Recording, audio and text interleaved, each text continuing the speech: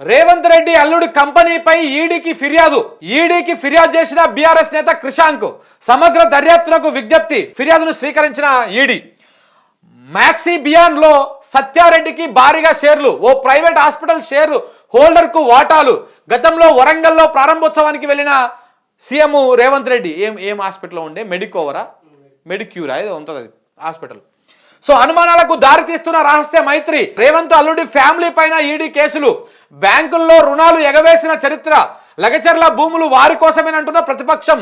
రైతుల నుంచి అక్రమంగా లాక్కునే ప్రయత్నం అని ఆరోపణలు. ఈ అల్లుడు ఉన్నాడు కదా, గొలుగూరి సత్యనారాయణ రెడ్డి, ఈయన పేరు మన రేవంత్ రెడ్డి గారి గారాల పట్టి అయినటువంటి నైమిషారెడ్డి గారి భర్త గొలుగూరి సత్యనారాయణ రెడ్డి.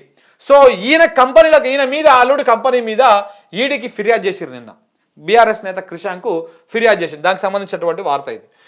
రాష్ట్ర రాజకీయాల్లో ఆసక్తికర పరిణామాలు చోటు చేసుకుంటున్నాయి.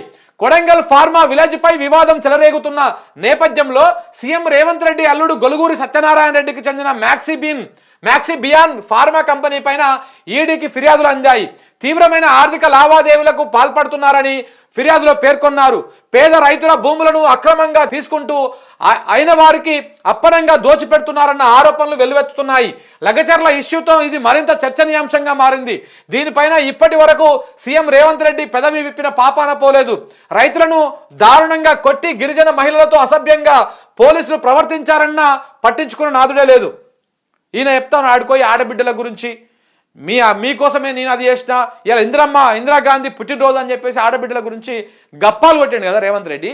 ఇదే గిరిజన తండాల్లో ఆడబిడ్డలతోటి అదే గిరిజన మహిళల మీద పోలీసులు అమానుషంగా ప్రవర్తించారు. వాళ్ళ పట్ల ముట్టుకోరాని చోట ముట్టుకొని రకరకాలుగా ఇబ్బందులకు గురి చేసిరు.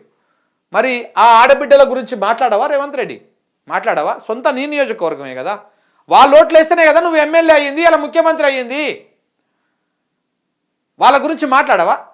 కనీసం ఒక్క నిమిషం అన్న సమయం దొరుకుతుంది వాళ్ళ గురించి ఆలోచిస్తేందుకు. లగచర్ల దేశవ్యాప్తంగా మారుమోగుతున్న పేరు.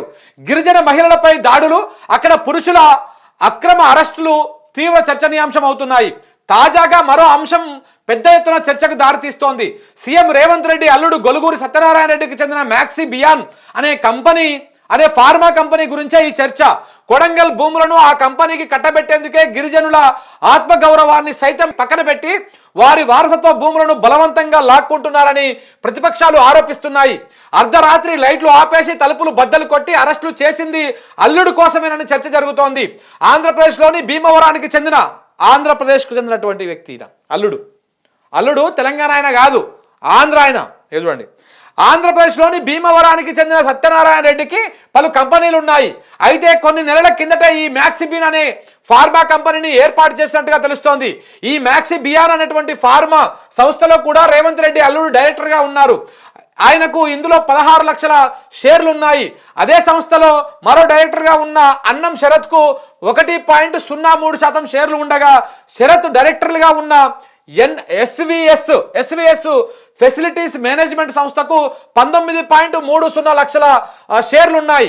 ఈ అన్నం శరత్తు కొన్ని నెలల కిందట వరంగల్లో వరంగల్లో సీఎం రేవంత్ రెడ్డి ప్రారంభించిన ఓ ప్రైవేట్ హాస్పిటల్ షేర్ హోల్డర్గా కూడా ఉన్నారు. ఫార్మా కంపెనీ వెనక సత్యనారాయణ రెడ్డి, శరత్ మధ్య ఉన్న ఆర్థిక అనుబంధం కారణమన్న సందేహాలు కూడా వ్యక్తమవుతా ఉన్నాయి. వీరితో పాటు శిరీష దుంప, వాసుబాబు వజ్జ, శాంతి సాగి ఈ కంపెనీలో భాగస్వాములుగా ఉన్నారు. దీనిపైన విచారణ చేయాలని బీఆర్ఎస్ వర్కింగ్ ప్రెసిడెంట్ కేటీఆర్ కూడా డిమాండ్ చేసిన విషయం తెలిసిందే. ఇది ఇలా ఉంటే గొలుగూరి సత్యనారాయణ రెడ్డి తండ్రి గొలుగూరి వెంకటరెడ్డిపై కూడా పలు ఆరోపణలు ఉన్నాయి. వెంకటరెడ్డి తన సోదరుడు రామకృష్ణారెడ్డితో కలిసి పలు వ్యాపారాలు నిర్వహిస్తున్నారు. వీరిద్దరిపైన బ్యాంకు ఎగవేత కేసులు ఉన్నాయి. అంటే మొత్తము రేవంత్ రెడ్డి ఇదే డబ్బుల వ్యవహారము, వాళ్ళ వియ్యంకుడు ఇదే డబ్బుల వ్యవహారము, ఎగవేతదారులు అంతా ఒకటే అన్నమాట ఈ లెక్కన. బ్యాంక్ ఆఫ్ బరోడా సిండికేట్ బ్యాంకులలో రుణాలు తీసుకొని వాటిని ఎగ్గొట్టారన్న గత చరిత్ర చెబుతోంది. ఇప్పటికే ఈడీ కూడా పలు కేసులు నమోదు చేసింది.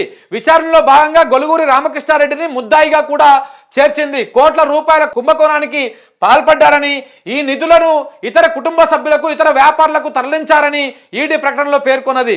మ్యాక్సీ బియాన్లోకి నిధుల దారి మళ్లింపు. సో క్రిషాంక్ ఆరోపిస్తా ఉన్నాడు. ముఖ్యమంత్రి రేవంత్ రెడ్డి అల్లుడికి చెందిన మ్యాక్సీ బియాన్ ఫార్మా కంపెనీ ఆర్థిక లావాదేవీలపై దర్యాప్తు చేయాలని BRS social media convener Krishank enforcement directorate కు ఫిర్యాదు చేశారు. గొలుగూరి ఫ్యామిలీపై ఈడీ ప్రత్యేకంగా దృష్టి సారించాలని కోరారు. దీనికి సంబంధించిన పూర్తి ఆధారాలతో కూడిన రిపోర్టును ఈడీకి అందజేశారు. క్రిషాంక్ ఇచ్చిన ఫిర్యాదును ఈడీ స్వీకరించింది. ఫిర్యాదు అనంతరం ఢిల్లీలో క్రిషాంక్ మాట్లాడారు. రేవంత్ అల్లుడి కుటుంబము ఎన్నో ఫ్రాడ్స్ చేసి రుణాలను దారి మళ్లించారని ఆరోపించారు. కొడంగల్లో ఏర్పాటు చేస్తామంటున్న మ్యాక్స్ బియాన్ ఫార్మా కంపెనీలోకి నిధులు దారి మళ్లించారనే అనుమానాలు కూడా ఉన్నాయి. ఈ నేపథ్యంలో రేవంత్ అల్లుడి మ్యాక్స్ బియాన్ ఫార్మా ఆర్థిక లావాదేవీలపైన విచారణ చేపట్టాలని ఫిర్యాదు చేసినట్టు చెప్పిరట. సో మొత్తానికైతే ఉచ్చు బిగుసుకుంటా ఉన్నదనమాట. ఈ మ్యాక్స్ బియాన్ కంపెనీ ఏంది, ఆ మ్యాక్స్ బియాన్ కంపెనీలో ఈ షరత్ అనేటువంటి వ్యక్తి 1.03% షేర్లు ఏంది, వాళ్ళిద్దరి మధ్యన ఉన్న సంబంధాలు ఏంది. ఇప్పుడు అదే షరతు ఏదైతే మెడికోవరా వరంగల్లో ఒక హాస్పిటల్ని ప్రారంభించింది కదా, ఆ హాస్పిటల్లో ఆయనకు షేర్లు ఉన్నాయంట. సో ఈయనకు సంబంధాలు ఏంటి, ఇవన్నీ కూడా ఏదో కుట్రకోణం దీని వెనకాల దాగి ఉన్నది. ఇది మొత్తం కూడా డబ్బుల లావాదేవీల వ్యవహారం నడుస్తూ ఉంది.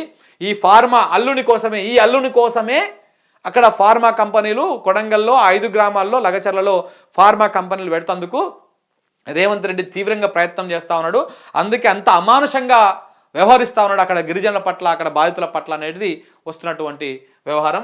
ఆ బీఆర్ఎస్ ఆరోపిస్తున్నట్టు ప్రధాన ఆరోపణలు కూడా ఇది అన్నమాట. సో కాబట్టి ఏది ఏమైనా మరి రేవంత్ రెడ్డి అల్లుని కంపెనీ మీద ఇప్పుడు ఈడీకి ఫిర్యాదు చేసింది. మరి ఈడీ ఈ ఫిర్యాదును స్వీకరించి మరి మోడీ కూడా దీని మీద సీరియస్గా విచారణ చేపించడా, లేకపోతే రేవంత్ రెడ్డి మోడీ మళ్ళీ మిలాఖత్ అయిపోయి, లేకపోతే అదాని మధ్యవర్తిత్వంతో చర్చలు జరిపి దాన్ని క్లోజ్ చేసేటువంటి ప్రయత్నం చేస్తారా, ఏం జరగబోతుంది అనేది చూడాల్సినటువంటి అవసరం ఉంది రానున్న రోజులు.